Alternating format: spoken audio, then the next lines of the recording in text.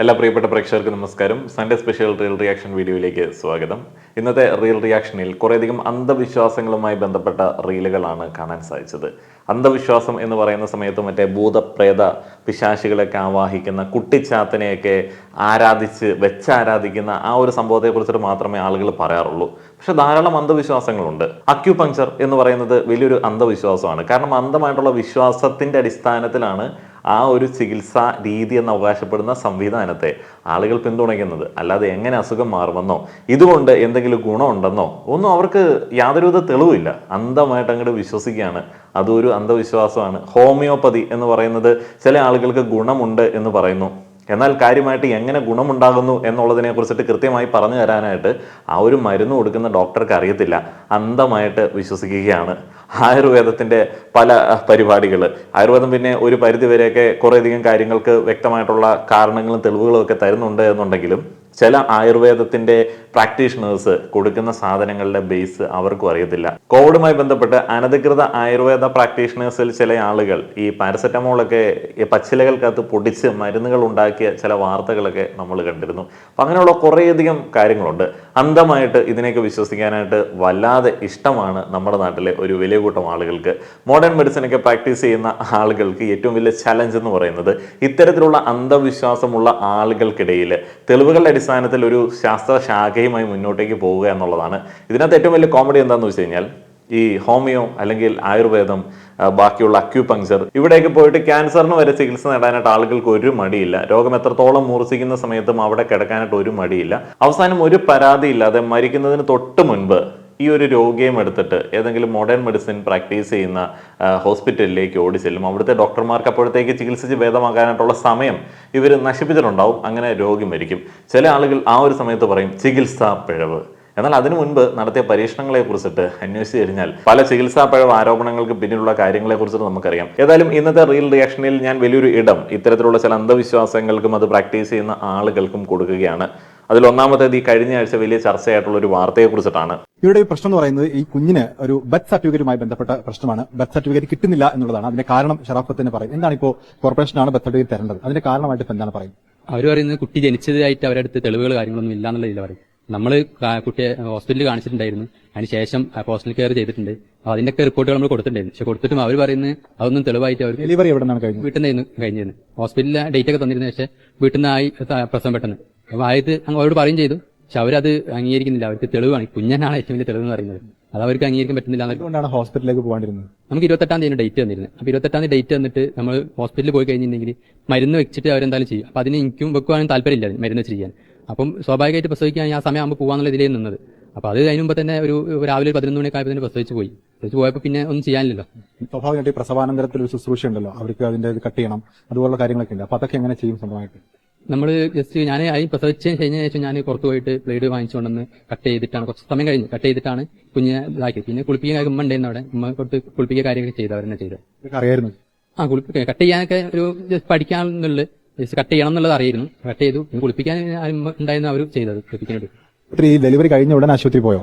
ഇല്ല, എനിക്കും കുഴപ്പമില്ല, കുട്ടിക്കും കുഴപ്പമില്ല. പിന്നെ അവിടെ പോയിട്ട് ഇപ്പം അവർ മരുന്ന് എഴുതി തരിക, മരുന്ന് ഞങ്ങൾ എടുക്കുകയില്ല. പിന്നെ ഇപ്പൊ എന്തിനാ പോകേണ്ട ആവശ്യം? വാക്സിൻ ഉൾപ്പെടെയുള്ള കാര്യങ്ങൾ അവര് ഹെൽത്തിന്റെ ആൾക്കാർ വന്നപ്പോൾ വാക്സിൻ എടുക്കണം, കുട്ടിക്ക് ജനിച്ച ഉടനെ വാക്സിൻ എടുക്കാനുണ്ടായിരുന്നു. ഞാൻ പറഞ്ഞു എനിക്ക് താല്പര്യമില്ല വാക്സിനേഷന്, കാരണം അതൊരു വിശ്വാസമില്ല. ഹോം ബർത്ത്, വീട്ടിൽ കുട്ടികൾക്ക് ജനനം നൽകുക. ഒരു കാലത്ത് നമുക്കറിയാം നമ്മുടെയൊക്കെ പൂർവികരായിട്ടുള്ള ആളുകൾ വീട്ടിൽ തന്നെയാണ് കുട്ടികൾക്ക് ജനനം നൽകിയിരുന്നത്. അപ്പോൾ ആ ഒരു കാലത്ത് മാതൃ ശിശു മരണനിരക്കൊക്കെ വളരെ കൂടുതലായിരുന്നു. ഏതായാലും മോഡേൺ മെഡിസിൻ്റെ ഒരു ആവിർഭാവത്തോടെ കാര്യമായിട്ടുള്ള പുരോഗതി ആ ഒരു മേഖലയിലുണ്ടായി. എന്നാലും ഈ വീട്ടിൽ കുട്ടിക്ക് ജന്മം നൽകുന്ന ആ ഒരു കാര്യത്തെ എന്തോ ഒരു പ്രിയപ്പെട്ട കാര്യമായിട്ട് കൺസിഡർ ചെയ്യുന്ന ഒരു കൂട്ടം ആളുകളുണ്ട്. അതിന് പല കാരണങ്ങൾ അവർ പറയാറുണ്ട്. മതപരമായിട്ടുള്ള കാരണങ്ങളുണ്ട്. അതേപോലെ തന്നെ അവർ അന്ധമായി വിശ്വസിക്കുന്ന മറ്റ് ഏതെങ്കിലും ഒരു ചികിത്സാ രീതിയുടെ ഒരു ഇൻഫ്ലുവൻസ് കൊണ്ട് അവർ അങ്ങനെ പെരുമാറാറുണ്ട്. അപ്പോൾ അവരുടെ ഒരു റീസൺസിനെ കുറിച്ചിട്ട് ഒരു ഓൺലൈൻ ആർട്ടിക്കിളിൽ കിടപ്പുണ്ട്. അതിൻ്റെ ഒരു ലിസ്റ്റ് ഞാൻ പെട്ടെന്ന് വായിക്കാം.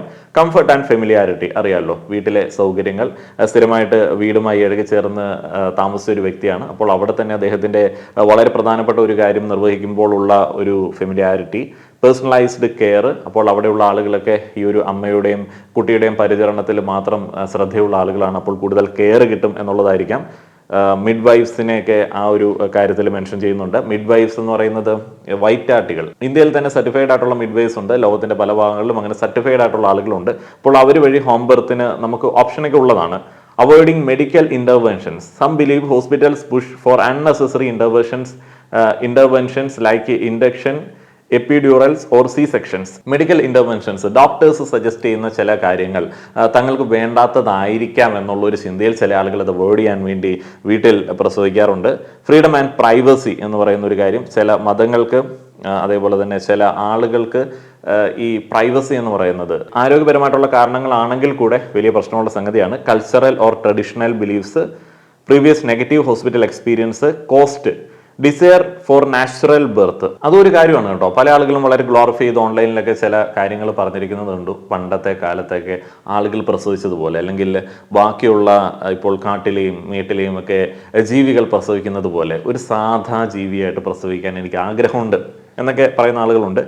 Bonding and immediate skin to skin contact. ഇതിൽ പറയുന്നത് വീട്ടിൽ പ്രസവിക്കുകയാണെന്നുണ്ടെങ്കിൽ അമ്മയും കുഞ്ഞുമായിട്ടുള്ള ഒരു ബോണ്ട് അല്ലെങ്കിൽ കുഞ്ഞും വീട്ടിലെ അംഗങ്ങളുമായിട്ടുള്ള ഒരു ബോണ്ടൊക്കെ വളരെ നേരത്തെ തന്നെ സ്റ്റാർട്ട് ആവും എന്നുള്ളതൊക്കെയാണ്. നമ്മൾ ഈ വായിച്ച കാരണങ്ങളൊക്കെ വ്യക്തിപരമായിട്ടുള്ള കാര്യങ്ങളാണ്. പക്ഷേ ഒരു രാജ്യം ആരോഗ്യ സുരക്ഷ അല്ലെങ്കിൽ അവിടെയുള്ള പൗരന്മാരുടെ ആരോഗ്യം എന്നീ കാര്യങ്ങളെ കൺസിഡർ ചെയ്യുന്ന സമയത്ത് ഇത്തരത്തിൽ വളരെ വ്യക്തിപരമായിട്ടുള്ള ചില ആഗ്രഹങ്ങളുടെ പുറത്തുള്ള കാരണങ്ങളെ കൺസിഡർ ചെയ്യാനായിട്ട് പറ്റത്തില്ല. അത് എന്തുകൊണ്ടാണെന്ന് വെച്ച് കഴിഞ്ഞാൽ മാതൃശിശു മരണനിരക്ക് എന്നൊക്കെ പറയുന്നത് വ്യാപകമായിട്ട് വലിയ ഇനീഷ്യേറ്റീവ്സ് എടുത്ത് കുറച്ചുകൊണ്ട് വന്ന ഒരു സംഗതിയാണ്. ജസ്റ്റ് ഒരു ഡാറ്റ ഞാൻ പറയാം. ഇപ്പോൾ അക്യുപങ്ക്ചറിനും അതേപോലെ തന്നെ ഹോമിയോപ്പതിക്കും വീട്ടിൽ പ്രസവിക്കാം എന്ന് പറഞ്ഞിട്ട് വരുന്ന സംഘങ്ങൾക്കൊന്നും ഡാറ്റ ഒന്നും കാണിക്കാനില്ല. 1990 മെറ്റേണൽ മോർട്ടാലിറ്റി റേറ്റ് 1,556,000 ആയിരുന്നു. 2016 വരുമ്പോൾ അത് 1,130,000 കുറഞ്ഞിട്ടുണ്ട്. എന്ന് പറഞ്ഞാൽ മാതൃമരണ നിരക്ക്. വേൾഡ് ഹെൽത്ത് ഓർഗനൈസേഷൻ ഇതിനെ ഒരു റിമാർക്കബിൾ അച്ചീവ്മെന്റ് ആയിട്ടാണ് കൺസിഡർ ചെയ്തത്. Especially considering the global decline of 43% during the same period. ആ ഒരു പീരീഡിൽ 43% ഒരു ഗ്ലോബൽ ഡിക്ലൈനും ഈ ഒരു മാതൃമരണ നിരക്കിൽ കാണിക്കുന്നുണ്ട്. This figures indicate 77% reduction in maternal death from 1990 to 2060. അത്രയധികം കുറവ് വന്നിട്ടുണ്ട് മാതൃമരണ നിരക്കിൽ. ഇനി ഇൻഫന്റ് ആൻഡ് നിയോനൈറ്റൽ മോർട്ടാലിറ്റി റേറ്റ് എടുത്ത് നോക്കിക്കഴിഞ്ഞാൽ 2018 ഡാറ്റ അനുസരിച്ചിട്ട് ഇത് infant mortality rate in India was 29.94 per 1000 live birth. The neonatal mortality rate NMR stood at 22.73 per 1000 live birth. These rates reflect the number of infants and neonates who do not survive per 1000 live birth. ലോകാരോഗ്യ സംഘടനയും രാജ്യവും ഇപ്പോൾ ജനനി സുരക്ഷാ യോജനയൊക്കെ ഇതുമായി ബന്ധപ്പെട്ട് വന്നതാണ്. ഇത്തരത്തിലും initiatives ചെയ്യുന്നത് ഒരു കാര്യമില്ലാതല്ല. ഇതിനകത്തൊക്കെ ഒത്തിരിയധികം കാര്യങ്ങളുള്ളത് പഠിച്ച് മനസ്സിലാക്കിയതിന് ശേഷമാണ് ഒരു രാജ്യം ഇത്തരത്തിലുള്ള ഇനീഷ്യേറ്റീവ്സ് ഒക്കെ എടുക്കുന്നത്. വളരെ സിമ്പിളായിട്ട് ഏതെങ്കിലുമൊക്കെ മണ്ടന്മാർക്കോ അല്ലെങ്കിൽ ഏതെങ്കിലുമൊക്കെ അന്ധവിശ്വാസികൾക്കോ ഇരുന്നിട്ട് പറയാം ഇതൊക്കെ മരുന്ന് കമ്പനികളെ സഹായിക്കാൻ വേണ്ടിയാണ് എന്നുള്ളത്. എന്നാൽ ഈ പറയുന്ന ആളുകളെല്ലാം അവസാന നിമിഷം എല്ലാ പരീക്ഷണങ്ങൾക്കും ശേഷം മോഡേൺ മെഡിസിൻ പ്രാക്ടീസ് ചെയ്യുന്ന ഡോക്ടേഴ്സിൻ്റെ അടുത്തേക്ക് ഓടി ചെല്ലും. എന്നിട്ട് ഇത്തിരി ഒന്ന് വൈകി കഴിഞ്ഞാൽ അയ്യോ ഡോക്ടർ നോക്കിയില്ല എന്ന് പറഞ്ഞ് വാവിട്ട് അവിടെ കിടന്ന് നിലവിളിക്കും. ഈ അന്ധവിശ്വാസികളുടെ കൂടെയുള്ള ആളുകൾ, അതേ വൈബിലുള്ള ആളുകൾ ഡോക്ടറെ ആക്രമിക്കാൻ വേണ്ടി വരും. ഇവരിൽ പല ആളുകൾക്കും കോളേജ് എഡ്യൂക്കേഷൻ ഉണ്ട്, പ്രൈമറി എഡ്യൂക്കേഷൻ ഉണ്ട്. എന്നിട്ടും ഈ പറയുന്ന അന്ധവിശ്വാസങ്ങൾ പ്രാക്ടീസ് ചെയ്യാനായിട്ടും അത് ഫോളോ ചെയ്യാനായിട്ടും പോകുന്നത് ചെറുപ്പകാലം മുതൽ തന്നെ കണ്ടീഷൻ ചെയ്ത് വെച്ചിരിക്കുന്ന മന്ദീഭവിച്ച ഒരു ബുദ്ധി ഉള്ളതുകൊണ്ടാണ്. അതിനകത്തേക്ക് വേറെ കാര്യങ്ങൾ കയറില്ല, റെസിസ്റ്റ് ചെയ്തുകൊണ്ടിരിക്കും.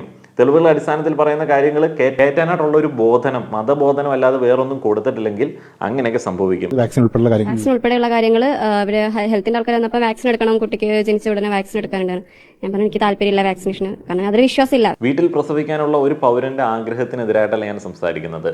ആ ഒരു പ്രസവത്തിന് ശേഷം നിങ്ങൾ ചെയ്യേണ്ടുന്ന ചില നടപടികളുണ്ട്, അതിന് മുൻപ് ചെയ്യേണ്ടുന്ന ചില നടപടികളുണ്ട്, രാജ്യത്തിന്റെ ചില നിയമങ്ങൾക്കനുസരിച്ചിട്ട് ചില കാര്യങ്ങൾ ചെയ്യണം. അതേപോലെ തന്നെ പ്രസവിച്ചോളൂ ബാക്കിയുള്ള ആളുകളിലേക്ക് നിങ്ങളുടെ ആ ഒരു അന്ധവിശ്വാസത്തിന്റെ പരീക്ഷണ ചിന്താഗതി അടിച്ചേൽപ്പിക്കാനായിട്ട് ശ്രമിക്കരുത്. ബാക്കിയുള്ള ആളുകൾക്ക് ദുരുപദ്രവമായി മാറരുത്. വാക്സിനേഷൻ ചലഞ്ചായിട്ടാണ് നമ്മൾ എപ്പോഴും നോക്കിക്കാണുന്നത്. വാക്സിൻ എടുത്തെങ്കിൽ മാത്രമേ പടരുന്ന കൈമാറ്റം ചെയ്യപ്പെടുന്ന അസുഖങ്ങളെ നമുക്ക് കൺട്രോൾ ചെയ്യാനായിട്ട് സാധിക്കത്തുള്ളൂ. അപ്പോൾ അതിനെതിരെയും കുറേ ഡയലോഗ് അങ്ങോട്ട് പറയും. എന്നിട്ട് അക്യുപങ്ക്ചർ, എന്ത് സാധനമാണത്?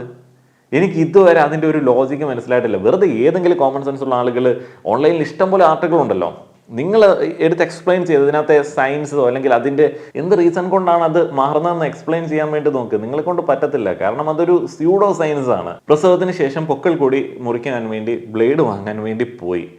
പ്രസവം നിങ്ങൾ വീട്ടിലാണ് പ്ലാൻ ചെയ്യുന്നത് എന്നുണ്ടെങ്കിൽ അതിന് തയ്യാറെടുക്കുക എന്നുള്ള മിനിമം ഉത്തരവാദിത്വമെങ്കിലും കാണിക്കണ്ടേ? സർട്ടിഫൈഡ് ആയിട്ടുള്ള മിഡ് വൈഫ്സ് അവൈലബിൾ ആണ്. നിങ്ങൾക്ക് നിങ്ങളുടെ ഹെൽത്ത് അതോറിറ്റിയോട് ചോദിച്ചു കഴിഞ്ഞാൽ അങ്ങനെയുള്ള ഡീറ്റെയിൽസ് കിട്ടും. അല്ലെങ്കിൽ ഇന്ത്യയിൽ മിഡ് വൈഫ്സിന് എവിടെയാണ് ക്ഷാമം? നിങ്ങൾക്ക് വീട്ടിൽ പ്രസവിക്കാൻ അത്ര ആഗ്രഹമാണെന്നുണ്ടെങ്കിൽ ഒരാളെ നോർത്തിൽ നിന്ന് ടിക്കറ്റ് എടുത്ത് വേണമെങ്കിലും കൊണ്ടുവരാം. കാരണം നിങ്ങൾ അമ്മയുടെയും കുഞ്ഞിൻ്റെയും ആരോഗ്യത്തെ വളരെ ശ്രദ്ധയോടെ നോക്കി കാണുന്ന ആളുകളാണെന്നുണ്ടെങ്കിൽ, അതേപോലെ തന്നെ ലോക്കൽ അതോറിറ്റി നിങ്ങളുടെ പഞ്ചായത്തിലുള്ള ആളുകളോട് പറയാം ഇങ്ങനെ ഒരു പ്രസവം ഇവിടെ നടക്കുന്നുണ്ട്. അല്ലാതെ നിങ്ങൾ ഒരു കൊച്ചുണ്ടായി ഇതെൻ്റെ കൊച്ചാണെന്ന് പറഞ്ഞ് ഞങ്ങളുടേക്ക് ചെന്ന് കഴിഞ്ഞാൽ എങ്ങനെ ബർത്ത് സർട്ടിഫിക്കറ്റ് എടുത്ത് തരാനാണ്? അത് മറ്റേ നെയ്യാറ്റിൻകര ഗോപൻ്റെ സമാധി പോലെ ഉള്ള നിയമപ്രശ്നങ്ങൾ അതിനകത്തുണ്ട്. കോടതിയിലേക്ക് പോയി കഴിഞ്ഞാലും കോടതി അതുമായി ബന്ധപ്പെട്ട കാര്യങ്ങളിൽ നിങ്ങൾ മുൻകരുതൽ എടുക്കാത്തതിനെ ചോദ്യം ചെയ്യും. ഇപ്പോൾ ഹോസ്പിറ്റലിൽ നിങ്ങൾ പോയി അതിൻ്റെ രേഖയുണ്ട്, പക്ഷേ ഡെലിവറി ടൈമിൽ നിങ്ങൾ ചെയ്യേണ്ടുന്ന പല കാര്യങ്ങളും ചെയ്തിട്ടില്ല എന്നുള്ളത് ആ ബ്ലേഡ് വാങ്ങാൻ വേണ്ടി പോയ കഥ പറഞ്ഞപ്പോൾ തന്നെ ക്ലിയർ ആണ്. അതേപോലെ മറ്റേ സംഭവം വാക്സിൻ, ഞങ്ങൾ വാക്സിൻ എടുക്കാറില്ല, കുറേ എണ്ണമുണ്ട്, ഞങ്ങൾ വാക്സിൻ എടുക്കാറില്ല. വാക്സിൻ എടുത്തിട്ടുള്ള ആളുകൾ ചുമയ്ക്കുന്നത് കണ്ടില്ലേ? ഒരാൾ അവിടെ പ്രായമായിട്ടുള്ള ഒരു അപ്പൂപ്പൻ മരിച്ചത് കണ്ടില്ലേ? 45 വയസ്സുള്ള ഒരാൾക്ക് അറ്റാക്ക് വന്നത് കണ്ടില്ലേ? വാക്സിൻ എടുത്തുകൊണ്ടാണ്. ഭയങ്കര ഈസിയാണ് എല്ലാത്തിനും ഇങ്ങനെ വാക്സിനുമായിട്ടൊക്കെ കണക്ട് ചെയ്ത് ചുമ്മാ വിഡിതം വളമാനായിട്ട് വളരെ ഈസിയാണ്. പക്ഷെ വാക്സിൻ എടുത്തില്ല എന്നുണ്ടെങ്കിൽ കുറേയധികം ആളുകൾ വാക്സിൻ എടുക്കുന്നത് കൊണ്ടാണ് നിങ്ങളിൽ പല ആളുകളും ജീവിച്ചിരിക്കുന്നത് എന്നുള്ളത് പോലും ഒന്ന് മനസ്സിലാക്കേണ്ടതുണ്ട്. വാക്സിനേഷൻ കൊണ്ടുണ്ടായ വലിയ അച്ചീവ്മെൻറ്റുകളെ കുറിച്ച് ജസ്റ്റ് ഒന്ന് ഞാൻ വീണ്ടും സ്കൂൾ കുട്ടികൾക്ക് പറഞ്ഞു കൊടുക്കുന്നത് പോലെ അവർക്കൊന്ന് പറഞ്ഞു കൊടുക്കുകയാണ്. സ്ഥിരം പ്രേക്ഷകരോട് ഞാൻ ക്ഷമ ചോദിക്കുകയാണ്. Eradication and control of diseases. Smallpox eradication. Smallpox once a deadly disease was declared eradicated in 1980 following a global vaccination campaign. വസൂരിയെ കുറിച്ചിട്ടാണ്. എത്രയോ കാവ്യ സൃഷ്ടികളുണ്ട്, എത്രയോ ആത്മകഥകളുണ്ട് വസൂരിയുടെ ആ ഒരു ദാരുണ കാലഘട്ടം പറയുന്നത്. എത്രയോ ആളുകൾ, എത്രയോ ചരിത്രകാരന്മാർ നേരിട്ടത് രേഖപ്പെടുത്തിയിട്ടുണ്ട്. അപ്പോൾ ആ ഒരു അസുഖത്തെ തുടച്ചു നീക്കാനായിട്ട് സാധിച്ചത് വാക്സിനേഷൻ കൊണ്ടാണ്. Polio reduction. Global polio cases have decreased by over 99% since 1988. Polio എന്ന് പറയുന്ന ഒരു അസുഖത്തിൻ്റെ ഏറ്റവും ദയനീയമായിട്ടുള്ള അവസ്ഥകൾ ഞാനൊക്കെ എൻ്റെ ബാല്യകാലങ്ങളിൽ പല ആളുകളിലും കണ്ടിട്ടുണ്ട്. എന്നാൽ ഇപ്പോൾ അധികം നമുക്കത് കാണാനായിട്ട് സാധിക്കത്തില്ല. പോളിയോ എന്ന് പറയുന്നത് വാക്സിനേഷൻ കൊണ്ട് കുട്ടികൾക്ക് പ്രതിരോധം നൽകിയത് കൊണ്ട് ഇല്ലാതായ ഒരു കാര്യമാണ്. Prevention of measles outbreaks. അഞ്ചാം പനിയെ കുറിച്ചിട്ടുള്ളതാണ്. 73% ആയിട്ട് അത് കുറഞ്ഞിട്ടുണ്ട് only by vaccination. COVID-19 vaccine അതിപ്പോൾ റീസെൻ്റ് ആയിട്ട് ഉള്ളതായതുകൊണ്ട് അതിനകത്തിപ്പം നമ്മുടെ സ്യൂഡോ സയൻസുകാരെല്ലാം കൂടെ അഭ്യൂഹങ്ങൾ പരത്തിക്കൊണ്ടിരിക്കുന്നതേ ഉള്ളൂ. അപ്പോൾ COVID-19 ഉണ്ടാക്കിയത് ഇന്ന ആളുകളാണ്, ഇവർക്ക് നേരിട്ടറിയാം എന്നൊക്കെ കഥകളാണ് വാട്സപ്പ് ഗ്രൂപ്പുകളിൽ അടിച്ചു വിടുന്നത്. എന്താണെങ്കിലും ഈ വാക്സിനേഷൻ എന്ന് പറയുന്നത് ഡെവലപ്ഡ് നേഷൻസിൽ ഒഴിവാക്കാൻ പറ്റാത്തൊരു സംഗതിയാണ്. അതിനോട് എന്തെങ്കിലുമൊക്കെ ചിറ്റമ്മ നയം ഉണ്ട് എന്നുണ്ടെങ്കിൽ സഹിക്കുക തന്നെ. കാരണം നിങ്ങൾ ഈ രാജ്യത്ത് ജീവിക്കുന്ന ആളുകളല്ലേ. ഏതെങ്കിലും അണ്ടർ ഡെവലപ്ഡ് ആയിട്ടുള്ള പ്രാകൃത രീതികൾ പിന്തുടരുന്ന ഏതെങ്കിലും രാജ്യത്തേക്ക് മൈഗ്രേറ്റ് ചെയ്യാനായിട്ട് നോക്കുകയാണെന്നുണ്ടെങ്കിൽ ഒത്തിരിയധികം നിങ്ങളെപ്പോലുള്ള ആളുകൾക്ക്, ഈ പറയുന്ന കാര്യത്തിന് വിരുദ്ധമായിട്ട് നിൽക്കുന്ന ആളുകൾക്ക് ഗുണകരമായിട്ടുള്ള ഒത്തിരിയധികം കാര്യങ്ങളുണ്ട്. കുറച്ച് പച്ചിലയും പച്ചമരുന്നും ഉണ്ടാക്കുന്ന ചെടികൾ എടുത്ത് ബാഗിലേക്ക് വെക്കുക. ഒരു 5.5 കിലോ ഹോമിയോ ഗുളിക എടുത്ത് ബാഗിലേക്ക് വെക്കുക. കുറേ സൂചി എടുക്കുക, അക്യൂപഞ്ചർ ചെയ്യാമല്ലോ, നേരെ എവിടോട്ടെങ്കിലും വിടുക. എന്ത് സേഫായിരിക്കും നിങ്ങളുടെ ജീവിതം? കാരണം ബാക്കിയുള്ള കോംപ്ലിക്കേഷൻസ് ഒന്നും നിങ്ങൾ അവകാശപ്പെടുന്നില്ലല്ലോ. അപ്പം അങ്ങനെയൊക്കെയുള്ള ജീവിത രീതിയൊക്കെ പിന്തുടരാൻ പറ്റുന്ന സ്ഥലങ്ങളുണ്ടോ എന്നുള്ളത് ഒന്ന് കൺസിഡർ ചെയ്യുക. അക്യുപഞ്ചറിലേക്ക് വരാൻ കാരണം തന്നെയാണ്. ഇപ്പം എനിക്ക് തോന്നുന്നു ഞാൻ +1+2 പഠിക്കുന്ന ഒരു ടൈം എനിക്ക് ബോഡി പെയിൻ ഒക്കെ വന്നിട്ട് ഇവിടെ മെഡിക്കൽ കോളേജിലായിരുന്നു കാണിച്ചിരുന്നത്. കാലിക്കറ്റ് മെഡിക്കൽ കോളേജിലാണ് കാണിച്ചത്. അപ്പൊ കാണിച്ച സമയത്ത് അവര് ബയോപ്സി ടെസ്റ്റ് ചെയ്യാൻ എഴുതി. ക്യാൻസർ ആണെന്ന രീതിയിലാണ് എനിക്ക് റിപ്പോർട്ട് വന്നത്. അപ്പം ക്യാൻസർ ആണെന്ന് വന്നു. അതിന്റെ പ്രൊഫസേഴ്സ് നോക്കിയപ്പോൾ പറഞ്ഞു ഈ കുട്ടിക്ക് ക്യാൻസർ അല്ല. അതായത് നമ്മൾ ഹോസ്പിറ്റലിൽ മാറി കാണിച്ചപ്പോൾ പറഞ്ഞു ക്യാൻസർ അല്ല, ഇത് ബക്കസ് മാത്രമാണ് കുട്ടിക്ക്. ബയോപ്സി എടുത്തതിന് ശേഷമാണ്. അപ്പൊ ബയോപ്സി നമുക്കറിയാം ക്യാൻസർ ഉള്ള ഒരു രോഗിക്ക് സപ്പോസ് എനിക്ക് ക്യാൻസർ ഉണ്ടായിരുന്നു എങ്കിൽ അത് കുത്തിവെച്ച രോഗിക്ക് അത് പടരാൻ ഫാസ്റ്റ് ആയിട്ട് പടരുന്ന ഒരു ചാൻസ് ആണ് ബയോപ്സി ടെസ്റ്റിലൂടെ ഉള്ളത്. അപ്പം ആ ഒരു ബാഡായ അനുഭവം, പിന്നെ തെറ്റായ രീതിയിൽ എനിക്ക് റിപ്പോർട്ട് തന്ന് ഒരുപാട് എന്റെ മെന്റലി എന്നെ വല്ലാതെ തളർത്തിയിരുന്നു. പിന്നെ ഇത് എന്റെ ഈ കൈ കാൽ വേദന റെഡി ആവുന്നത് ഈ അക്യുപഞ്ചർ വന്ന ശേഷമാണ്. പിന്നെ എന്റെ ഉമ്മ അറ്റാക്കും സ്ട്രോക്കും കൂടെ വന്നിട്ട് ഒരേട്ടം കുഴഞ്ഞു വീഴുന്നു. അപ്പം അത് റെഡിയായത് ഈ അക്യുപഞ്ചറിലൂടെയാണ്. ഇപ്പം ഒരുപാട് അനുഭവങ്ങൾ, അതായത് എണ്ണിയാ തീരാത്ത ടൈപ്പ് ഇതേപോലെയുള്ള അനുഭവങ്ങൾ അക്യുപഞ്ചർ വന്നപ്പോൾ എനിക്ക് തോന്നി എനിക്ക് അക്യുപഞ്ചർ പഠിക്കണം, അതിൽ എന്തോ ഒരു സത്യമുണ്ട്, അതുകൊണ്ട് എനിക്ക് പഠിക്കണം. സിംഗിൾ നീഡിൽ അക്യുപഞ്ചറിന്റെ കാര്യങ്ങൾ പറയുന്നത് മൾട്ടി മരുന്ന് യൂസ് ചെയ്യുന്നതാണ്. അതായത് ഒരുപാട് പേര് അക്യുപഞ്ചറിന്റെ പറയുന്നുണ്ട് പിന്നെ മൾട്ടിയിൽ യൂസ് ചെയ്യാറുണ്ടല്ലോ, ഇവരെന്താ യൂസ് ചെയ്യാത്തത്? സിംഗിൾ നീഡിൽ അക്യുപഞ്ചർ ബേസ് ചെയ്തിട്ടാണ് ഞാൻ പറയുന്നത്. ആധുനിക ശാസ്ത്രത്തിന്റെ അടിസ്ഥാനത്തിൽ പ്രാക്ടീസ് ചെയ്യുന്ന കാര്യങ്ങളിലെല്ലാം തന്നെ ഇറേഴ്സ് വരാനായിട്ടുള്ള സാധ്യതയുണ്ട്. ഇപ്പോൾ ക്യാൻസർ എന്ന് പറയുന്ന ഒരു കാര്യം കുട്ടിക്കുണ്ടോ എന്ന് ഡൗട്ടുള്ള ഡോക്ടർ ബയോപ്സിക്ക് സജസ്റ്റ് ചെയ്തു. ബയോപ്സി റിപ്പോർട്ടിൽ ക്യാൻസർ ആണ് എന്ന് പറഞ്ഞുവെന്ന് ഇവർ അവകാശപ്പെടുന്നു. അവിടെ ഒരു ആധുനിക ശാസ്ത്രത്തിൽ നിങ്ങൾക്കുള്ള ഒരു ഓപ്ഷൻ എന്ന് പറയുന്നത് വീണ്ടും അതിൻ്റെ കൂടി ഒരു ടെസ്റ്റ് എടുക്കാമെന്നുള്ളതാണ്. അവിടെ അങ്ങനെ ഒരു ഓപ്ഷനുണ്ട്. അല്ലെങ്കിൽ കൂടുതൽ എക്സ്പീരിയൻസ്ഡ് ഉള്ള മറ്റൊരു ഡോക്ടറെ കൺസൾട്ട് ചെയ്യാമെന്നുള്ളതാണ്. ഇങ്ങനെയുള്ള ഇഷ്ടം പോലെ വൈഡ് വെറൈറ്റി ഓഫ് ഓപ്ഷൻസ് ഉണ്ട്. ഇറേഴ്സ് എന്ന് പറയുന്നത് ശാസ്ത്രത്തിനകത്ത് ഉണ്ടാവുന്നതാണ്. ആ ഒരു ഇറേഴ്സിനെ മാറ്റാനായിട്ടുള്ള സാഹചര്യങ്ങളും ശാസ്ത്രത്തിലുണ്ട് എന്നുള്ളതാണ് അതിൻ്റെ സൗകര്യം. അപ്പൊ തന്നെ പിണങ്ങി എന്തോ ഒരു സത്യം ഉണ്ട് എന്ന് എനിക്ക് തോന്നിയ ഏതോ ഒരു സാധനം ഞാൻ അങ്ങ് പഠിക്കാൻ വേണ്ടി പോയി എന്നൊക്കെ ഈ മാലോകരോട് പറഞ്ഞു കൊടുക്കുമ്പോൾ എന്തെങ്കിലും ഒരു ബേസ് ഉണ്ടോ? ഒത്തിരി അനുഭവങ്ങൾ പ്ലാസിബോ അനുഭവ സാക്ഷ്യങ്ങളുടെ അടിസ്ഥാനത്തിൽ ഏതെങ്കിലും ഒരു ശാസ്ത്ര ശാഖയെ വളർത്തിയെടുക്കാനായിട്ട് പലപ്പോഴും ആളുകൾ ശ്രമിക്കുന്ന സമയത്ത് പറയുന്ന ഒരു കാര്യമാണ് അനുഭവങ്ങൾ. അവിടെ ഇങ്ങനെ സംഭവിച്ചു, ഇവിടെ ഇങ്ങനെ സംഭവിച്ചു, എന്തോ ഒരു സത്യമുണ്ട് എന്ന് വിചാരിക്കുന്ന കാര്യങ്ങളെ നിങ്ങൾ പ്രാക്ടീസ് ചെയ്യുകയും ഫോളോ ചെയ്യുകയും ചെയ്യുന്നതാണ് അന്ധവിശ്വാസം എന്ന് പറയുന്നത്. അപ്പോൾ അക്യുപങ്ക്ചർ ഒരു അന്ധവിശ്വാസമാണ്. എന്തോ ഒരു സത്യം എന്നുള്ളൊരു കാര്യത്തെക്കുറിച്ചിട്ട് മാത്രമേ നിങ്ങൾക്ക് ഇപ്പോഴും പറയാനായിട്ടുള്ളൂ. ഇതൊക്കെ നമ്മൾ തെല്ലൊരു അമർഷത്തോടെ പ്രസന്റ് ചെയ്യുന്നതിൻ്റെ കാരണം എന്താണെന്ന് വെച്ച് കഴിഞ്ഞാൽ ഒരു രോഗത്തെ ട്രീറ്റ് ചെയ്യാനായിട്ടുള്ള ഒരു ഗോൾഡൻ ടൈം ഇതുപോലുള്ള പരീക്ഷണക്കാർ അപഹരിച്ചുകൊണ്ട് പോകും. എന്നിട്ട് അവസാനം ഏറ്റവും വേഴ്സ്റ്റ് ആയിട്ടുള്ള കണ്ടീഷനിൽ മെഡിക്കൽ കോളേജുകളിലേക്കും ബാക്കിയുള്ള ഹോസ്പിറ്റലുകളിലേക്കും കൊണ്ടുപോയി അങ്ങോട്ട് തള്ളും. അത് കഴിയുമ്പോൾ അവർക്ക് അതിൻ്റെ ബുദ്ധിമുട്ടുകളും കാര്യങ്ങളൊക്കെ. ഇതിനകത്ത് ഏറ്റവും സിമ്പിളായിട്ട് മനസ്സിലാക്കേണ്ടത്, നിങ്ങൾ ഏത് മോഡേൺ മെഡിസിൻ പ്രാക്ടീസ് ചെയ്യുന്ന ഡോക്ടേഴ്സിനോടും ചോദിച്ചു നോക്കിക്കൊള്ളുക.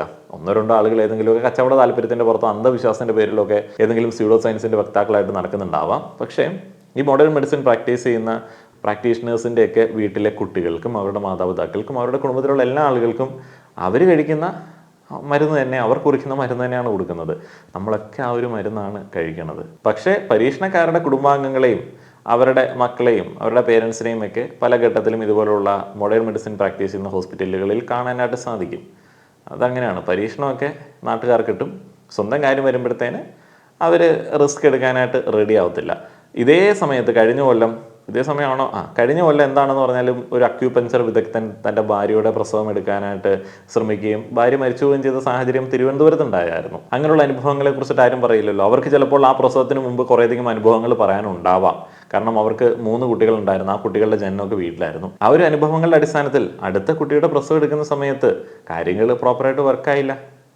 അപ്പോൾ അവർക്ക് വേറെ ഓപ്ഷൻ ഇല്ല. അനുഭവങ്ങൾ വെച്ചിട്ട് ചികിത്സിക്കാൻ പറ്റില്ലല്ലോ. എങ്ങനെയാണ് ഒരു അന്ധവിശ്വാസം ബ്ലൈൻഡ് ആയിട്ട് ആളുകൾ ഫോളോ ചെയ്യുന്നത് എന്നുള്ളത് തെളിയിക്കുന്ന പ്രതീകാത്മകമായിട്ടുള്ള 2 റീലുകൾ പ്ലേ ചെയ്യുകയാണ്.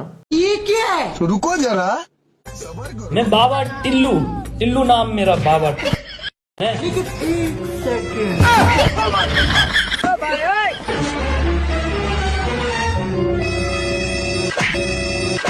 ഇത്രേ ഉള്ളൂ. ആരെങ്കിലുമൊക്കെ തുടങ്ങി വെക്കുന്നു, എന്തോ ഒരു സത്യമുണ്ട് എന്നൊക്കെ വിചാരിച്ചിട്ട് കുറേയധികം ആളുകൾ ഫോളോ ചെയ്യുന്നു.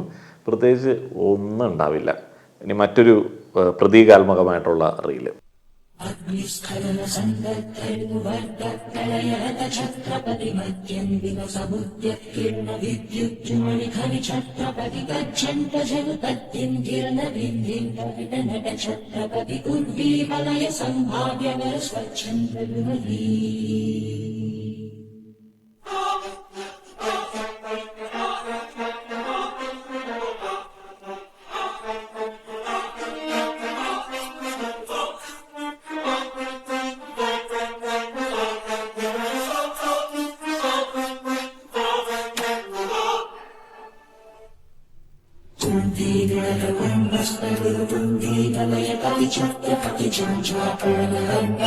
ഈ ലൂപ്പിൽ കിടന്ന് കറങ്ങാനായിട്ടുള്ള ഇഷ്ടം പോലെ ഓപ്ഷൻസ് നമ്മളിൽ പല ആളുകൾക്കും ഉണ്ട്.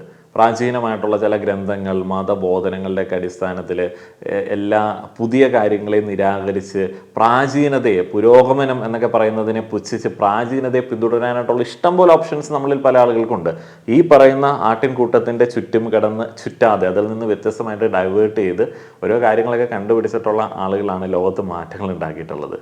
അപ്പോൾ ഈ വാക്സിനേഷൻ ചലഞ്ച് കൊണ്ട് ഒത്തിരിയധികം ഡിക്ലൈൻ ആയിട്ടുള്ള ചില രോഗങ്ങളുടെ റേറ്റ്, മാതൃശിശു മരണനിരക്ക് എന്നീ കാര്യങ്ങളൊക്കെ നമ്മൾ ഈ വ്യത്യസ്തമായിട്ട് നടന്നിട്ടുള്ള സ്വന്തം ബുദ്ധി ഉപയോഗിച്ച് ചിന്തിച്ചിട്ടുള്ള ആളുകളുടെ സംഭാവനയാണ്. എന്തോ ഒരു സത്യമുണ്ട് പോലും. അടുത്തൊരു സംഗതിയാണ്, ഇതൊക്കെ ഏതവൻ തുടങ്ങി വെച്ചു എന്നുള്ളതാണ് ഞാൻ ആലോചിക്കുന്നത്. ദൈവമേ ദൈവമേ ഈ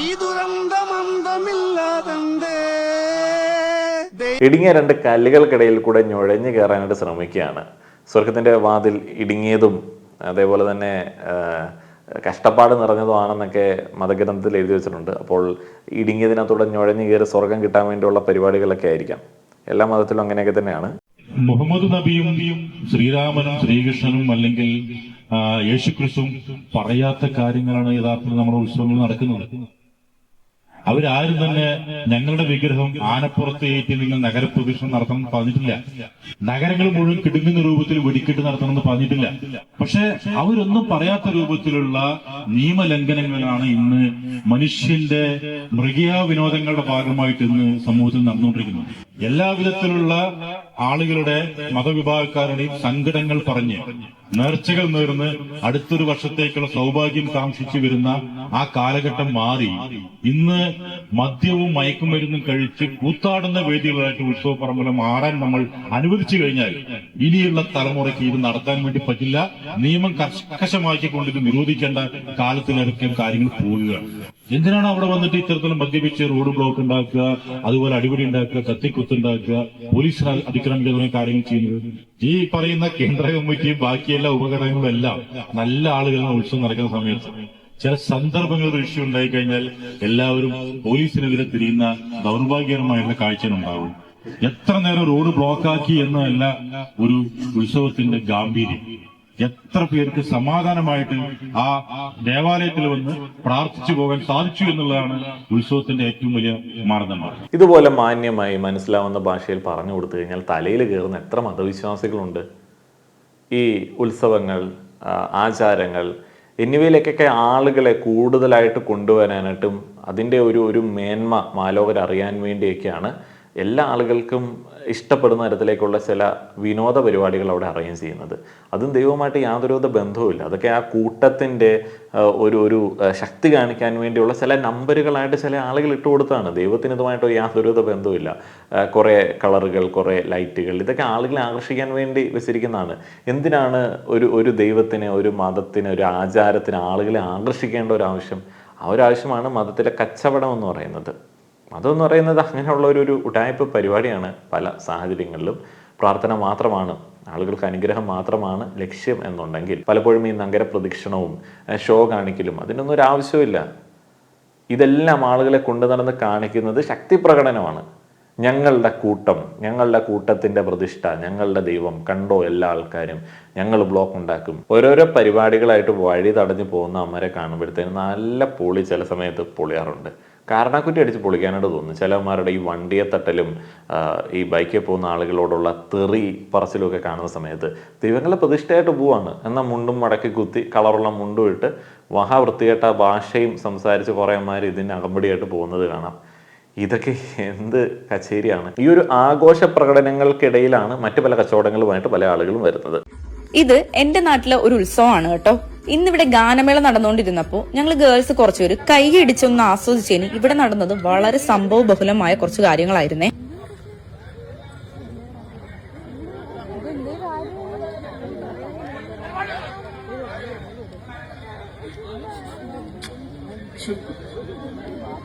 നമുക്ക് എൻജോയ് ചെയ്യാനുള്ള റൈറ്റ്സ് ഇല്ലേ ചേട്ടാ? ഇവിടെ പരിപാടി വെച്ചാൽ അടിച്ചു പൊളിക്കാനല്ലേ? സൗകര്യമില്ലെന്ന്. ഇവിടെ പരിപാടി വെക്കണത് ഇവിടുത്തെ ജനങ്ങൾക്ക് എൻജോയ് ചെയ്യാനാണ്, അല്ല നിങ്ങൾക്ക് ഓടിച്ച് വീട്ടിൽ പോയിരിക്കാനുള്ള പെണ്ണുങ്ങളല്ല. ഈ ഒരു വീഡിയോ പോസ്റ്റ് ചെയ്യണമെന്ന് വിചാരിച്ചതല്ല ഗൈസ്. പക്ഷേ മെയിൽ ഷോവനിസ്റ്റ് ആയിട്ടുള്ള ഈ ചേട്ടന്മാരുടെ അത്രയ്ക്കുള്ള പരാക്രമം കണ്ടിട്ട് മാത്രമാണ് കേട്ടോ പെൺകുട്ടികൾ ജസ്റ്റ് ഒന്ന് കൈയടിച്ച് ആ പരിപാടി ആസ്വദിച്ചതിന് വേണ്ടി മാത്രമാണ് ഇത്രയ്ക്കൊക്കെ ബഹളം അവിടെ ഉണ്ടായത്.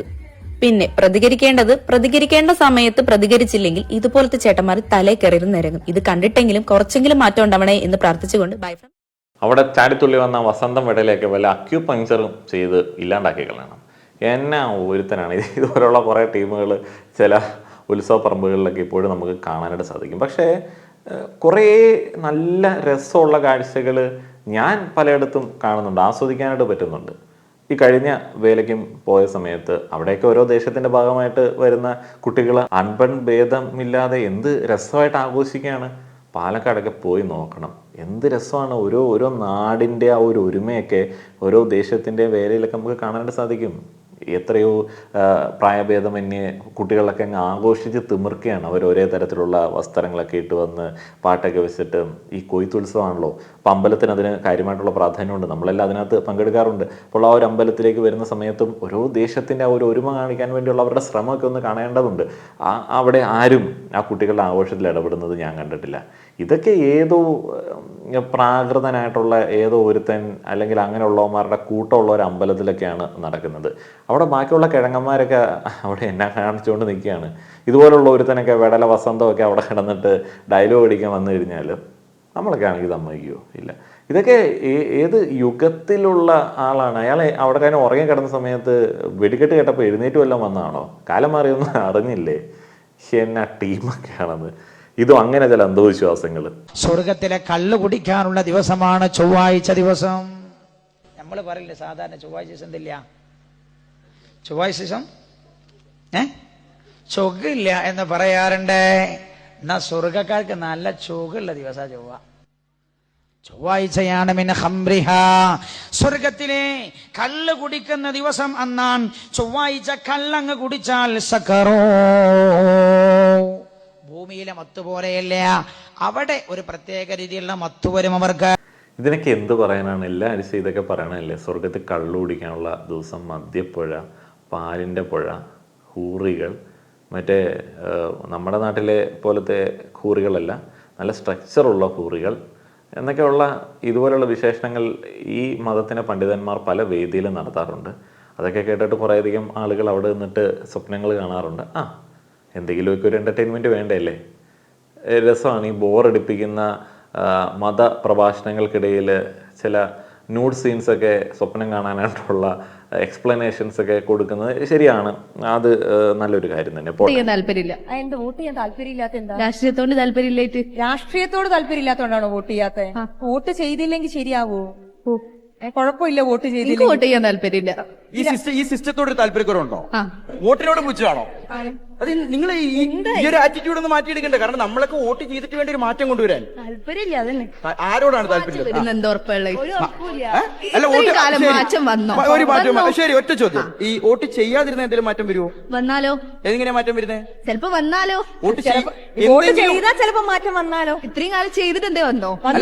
നമുക്ക് ചെയ്യാൻ പറ്റുന്ന ഏക കാര്യം എന്ന് പറയുന്നത് നമ്മുടെ ഒരു പ്രതികരണം അറിയിക്കാൻ, നമ്മുടെ ഒരു അഭിപ്രായം അറിയിക്കാൻ 5 വർഷം കൂടുമ്പോൾ ഒരു വോട്ടല്ലേ ഉള്ളൂ. 5 വർഷം കൂടുമ്പോ വോട്ട് ചെയ്ത് ഓലി കയറി, എന്നിട്ട് നമുക്കൊരു ഇതുമില്ല, ഉപകാരമില്ല. പിന്നെ നമ്മള് വോട്ട് എന്തിനാ വെറുതെ ഒഴിവാക്കണേ? ആ സമയം കൊണ്ട് നമുക്ക് വേറെ എന്താ ചെയ്തൂടെ? ഏതെങ്കിലും ഒരു പാർട്ടിയോട് ഇതുവരെ എന്തെങ്കിലും ഒരു സ്നേഹം തോന്നുന്നു? ഏതൊരു രാഷ്ട്രീയ ഒരു പൊളിറ്റീഷ്യനോട് സ്നേഹം തോന്നുന്നു ചെയ്തിട്ടുണ്ടോ? ആരോടാ? LDF. അവസാനത്തെ ആ ഒരു LDF വല്ലാത്തൊരു വെളിപ്പെടുത്തലായിരുന്നു. ശരിയാണ്, അതൊരു വല്ലാത്ത കോംബോയാണ്. മൊയന്ത് പ്ലസ് SFI, DYFI, LDF വല്ലാത്തൊരു കോംബോയാണ്. ഇവന്മാർ വഴിയിലൊക്കെ ഇറങ്ങിയുള്ള ഷോയൊക്കെ ഒരു കാലത്ത് ഭയങ്കരമായിരുന്നു. ഇപ്പോൾ കുറഞ്ഞു വരുന്നുണ്ട്. ഇല്ലാതായല്ലോ, വംശനാശം നേരിട്ടുകൊണ്ടിരിക്കുകയാണല്ലോ. ഒരു രാഷ്ട്രീയ ബോധവും ഇല്ലാതെ ചുമ്മാ തിണ്ണമിടുക്ക് കാണിക്കാൻ വേണ്ടി SFIയിലേക്ക് ചേക്കേറുന്ന കുറേ വിദ്യാർത്ഥികളുള്ള വിദ്യാർത്ഥി പ്രസ്ഥാനമൊക്കെ കോളേജിലൊക്കെ ഉണ്ടായിരുന്നു. അപ്പം അന്ന് കുറേ മൊയ്തുകൾ ഉണ്ടായിരുന്നു. അവർക്ക് രാഷ്ട്രീയം എന്താണെന്നുള്ളതിനെക്കുറിച്ച് കൃത്യമായിട്ട് അറിയത്തില്ല. രാഷ്ട്രീയം എന്താണെന്നുള്ളതിനെക്കുറിച്ചിട്ട് മുന്നേ ഞാനൊരു വീഡിയോ ചെയ്തിട്ടുണ്ട്. ഇതുപോലെ 100% ലിറ്ററസി എന്ന് പറഞ്ഞ് അപമാനം ഏറ്റുവാങ്ങിയ ഒരു വീഡിയോയുമായി ബന്ധപ്പെട്ട് ചെയ്തിട്ടുണ്ട്. അപ്പോൾ അത് കണ്ടു നോക്കുക. മാറ്റം ഉണ്ടാവും. നാട് നശിക്കുമ്പം ഒരു മാറ്റം ഉണ്ടാവും. നശിച്ചു എന്ന് പറയുന്ന ഒരു മാറ്റം ഉണ്ടാവും. കുറേയധികം ആളുകൾ വോട്ട് ചെയ്യുന്നതിൻ്റെ ആനുകൂല്യങ്ങൾ കൊണ്ടാണ് ഇവിടെ കിടന്നിട്ട് വളരെ കോൺഫിഡൻ്റ് ആയിട്ട് എനിക്ക് രാഷ്ട്രീയമില്ല, ഞാൻ വോട്ട് ചെയ്യത്തില്ല എന്നൊക്കെ പറയുന്നത്. അല്ല, നിങ്ങളൊന്നും ചെയ്യുന്നതുകൊണ്ടല്ല ഇവിടെ ഒന്നും നടക്കുന്നത്. ഒത്തിരിയധികം ആളുകൾക്ക് ബോധമുള്ളതുകൊണ്ട് നിങ്ങൾ അവരുടെ ഔദാര്യം പറ്റി ജീവിക്കുന്ന ആളുകളാണ്. ജനാധിപത്യ സംവിധാനമാണ് എന്നുണ്ടെങ്കിൽ വോട്ട് ചെയ്യണം, എന്നാലത് മുന്നോട്ടേക്ക് പോകത്തുള്ളൂ. അല്ലെങ്കിൽ പഴയ പ്രാചീന കാലത്തിലേക്ക് പോകേണ്ടി വരും. രാജഭരണം, UAE രാജഭരണമാണ്, ഭയങ്കര സൂപ്പറാണ് എന്നൊക്കെ ഇപ്പം ചില കാക്കമാരും എന്ന് പറയും. UAE രാജഭരണം ഉണ്ടെന്നുണ്ടെങ്കിൽ രാജാവിൻ്റെ സൗകര്യങ്ങൾക്കനുസരിച്ചിട്ട് നല്ല രീതിയിൽ അദ്ദേഹത്തിൻ്റെ സ്വന്തം സ്ഥലം മുന്നോട്ടേക്ക് കൊണ്ടുപോകുന്നു എന്നുള്ളതേ ഉള്ളൂ. പക്ഷേ നാനാവിധ മനുഷ്യന്മാരുള്ള, നാനാ ജാതികളുള്ള, നാനാ റിലീജിയൻസ് ഉള്ള ഒരു നാട്ടിൽ ഏത് റിലീജിയനിൽ നിന്നും ഒരു രാജാവ് വരും? നിങ്ങളിവിടെ രാജഭരണം ആഗ്രഹിക്കുന്നുണ്ട് എന്നുണ്ടെങ്കിൽ ഒരു റിലീജിയനിൽ നിന്നും ഒരു ജാതിയിൽ നിന്നും ഒരു രാജാവ് വന്നു കഴിഞ്ഞാൽ ബാക്കിയുള്ള ആളുകൾക്ക് പിടിക്കത്തുമില്ല, നിങ്ങളതൊട്ട് അംഗീകരിക്കത്തുമില്ല. അപ്പോൾ അംഗീകരിക്കാൻ പറ്റത്തില്ല. ഇവിടെ ജനാധിപത്യമേ നടക്കത്തുള്ളൂ. അങ്ങനെ ആകുമ്പോഴത്തേന് വോട്ട് ചെയ്യേണ്ടി വരും.